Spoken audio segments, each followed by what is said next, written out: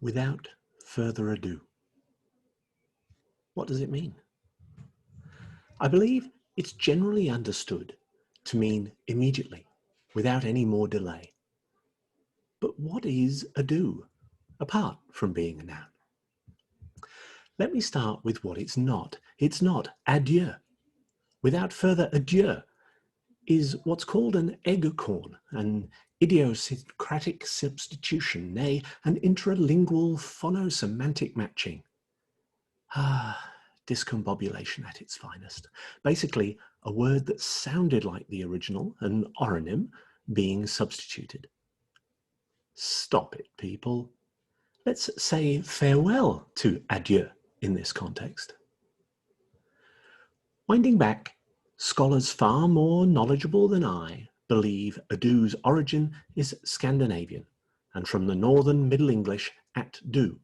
That's the 300 years between 1150 and 1500, meaning trouble, fighting, or conflict.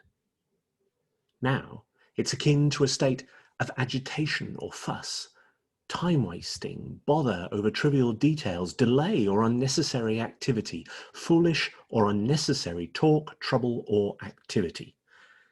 Thank you very much, Google, Merriam-Webster, and a Cambridge dictionary.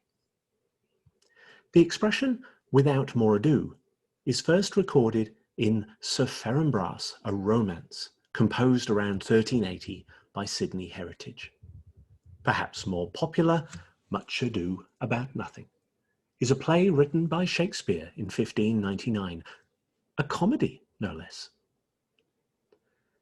With the definitions and understanding put in context, what is the value of the phrase without further ado?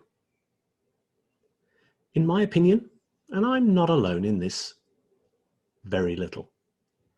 It's a meaningless filler, as bad as the like, you know, and so. I recognize that there may be storytelling suspenseful devices that you may choose to use in your delivery. It goes without saying what you're about to say, but then say anyway. It's the same. It delays what you're actually trying to convey. By definition, without further ado, trivializes what you have said or what has gone before.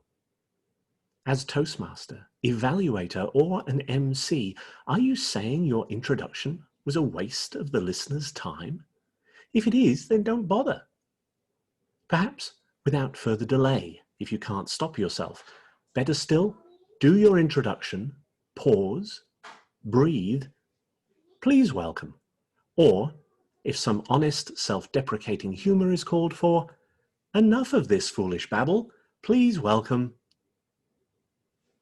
I recognize that most, perhaps the majority of your listeners, readers to date, don't have the word ado in their lexicon, beyond this phrase and a hint of Shakespeare. But do you wish to be someone swayed by popular acceptance and complacency through ignorance of the meaning of the phrases and words you use? We all have a choice. How about less fuss, more content?